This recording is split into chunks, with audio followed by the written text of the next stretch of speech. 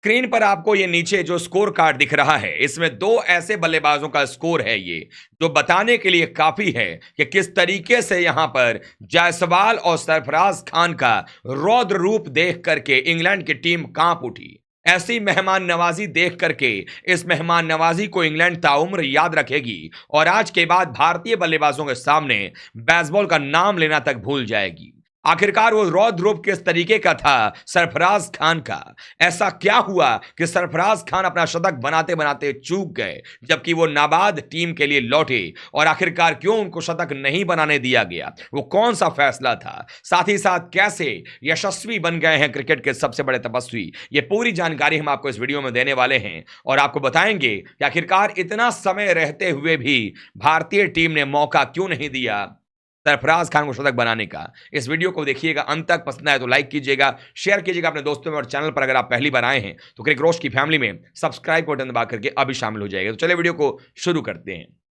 चौथे दिन के खेल की शुरुआत हो रही थी। 196 रन भारत का स्कोर था 2 विकेट के नुकसान पर, और भारतीय टीम 322 रनों से आगे बढ़त बना चुकी थी। कुलदीप यादव नाइट वॉचमैन के तौर पर मौजूद थे, शुभमन गिल 65 रनों पर मौजूद थे। दोनों बल्लेबाजों के बीच में एक साझेदारी पनपती नजर आ रही थी।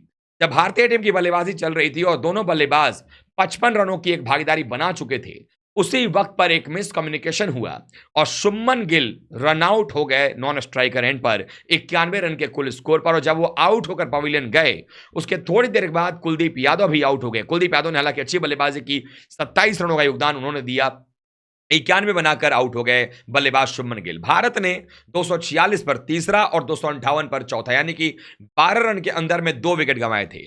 जो सवाल था लगातार कि क्या जायसवाल बैटिंग के लिए आएंगे, वो जायसवाल बैटिंग के लिए मैदान पर आए, और जब बैटिंग करने के लिए मैदान पर आए उसी समय सरफराज खान ही मैदान पर आ गए।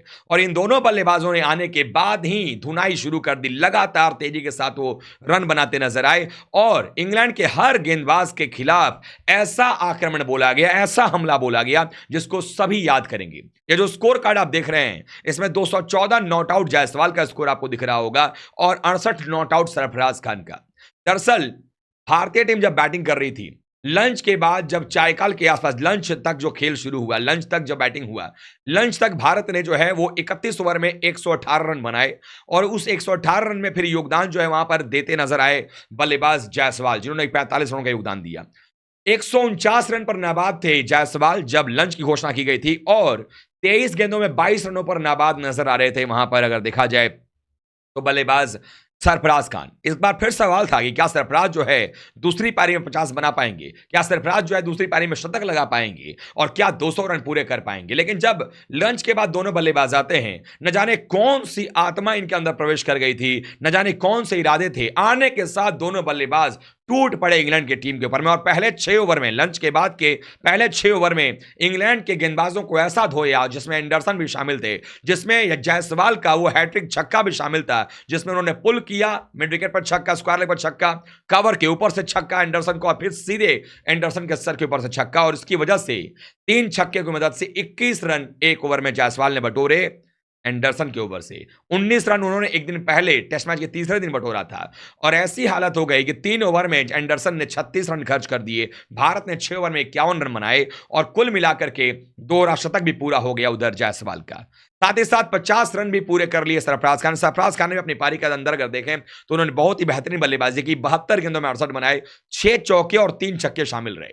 लेकिन एक समय ऐसा आया जहां पर कि लगने लगा, लगभग 1 घंटे के खेल में भारत ने 100 के आसपास रन बना लिए थे, और उसके बाद जब ड्रिंक्स ब्रेक हुआ, ड्रिंक्स ब्रेक के बाद लगा कि अभी कुछ और समय मिल सकता है।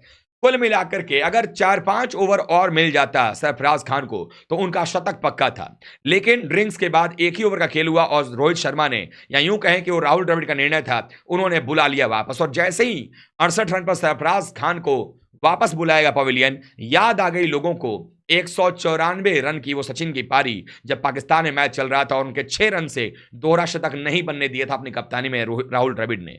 ऐसा ही कुछ होता नजर आया, क्योंकि इतना सारा समय इस टेस्ट मैच में बच गया जिसको हम घर लेकर के नहीं जाएंगे। और अगर उस मैच में सरफराज खान को अगर 2-4 ओवर और दे दिया जाता तो शायद सरफराज अपने पहले ही टेस्ट मैच में पहली पारी में 50 और दूसरी पारी में शतक बनाने वाले बल्लेबाज बन जाते, जो अपने आप में एक अनोखा रिकॉर्ड होता। लेकिन फिर भी जिस तरीके से जायसवाल ने बल्लेबाजी की, जिस तरीके से सरफराज खान ने बैटिंग की है, जबरदस्त तरीके के स्वीप शॉट्स लगा रहे थे सरफराज, कट करना जान रहे थे और रिवर्स भी करना जानते हैं। जिस तरीके से बल्लेबाजी कर रहे थे, इवन एंडरसन हो या मार्कवुड हो, हर तरीके से इन दोनों यंग प्लेयर्स ने एक बात तो साबित कर दिया है कि भारतीय टीम को ये दो ऐसे स्टार मिले हैं जो दुनिया के किसी भी ग्राउंड के ऊपर में बेझिझक, बिना डरे, बिना सहमे खेल सकते हैं। इनकी कमजोरी ना पेस अटैक है ना स्पिन अटैक है। तो हम सब यही चाहेंगे कि ये जो दो युवा बल्लेबाज हैं जो दोनों मुंबई से ही खेलते हैं, ये ऐसे ही भारतीय टीम को आगे की तरफ लेकर के जाएं और आने वाले समय में टीम इंडिया का खूब ढेर सारा नाम रोशन करें।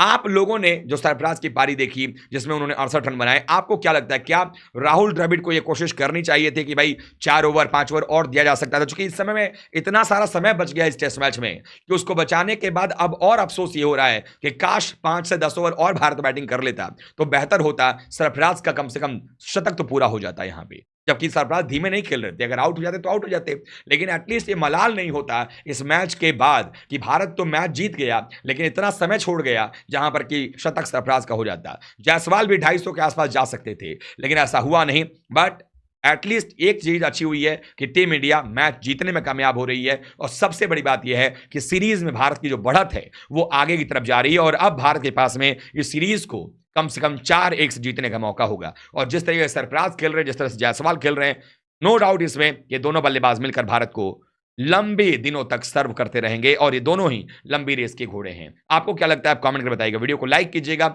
शेयर कीजिएगा और हाँ, इनकी पारी कैसी लगी आप कमेंट जरूर बताइए करके। और आपको पारी दोनों की अच्छी लगी है, टीम इंडिया का परफॉर्मेंस अच्छा लगा है, तो लाइक की संख्या टारगेट मैं नहीं दे रहा हूं, आप लोग खुद समझ के जितना मन करे लाइक कर दीजिएगा। आपका प्यार सपोर्ट मिलना चाहिए। मिलेंगे अगले वीडियो के साथ, तब तक के लिए आप सभी का बहुत बहुत धन्यवाद। थैंक यू सो मच दोस्तों।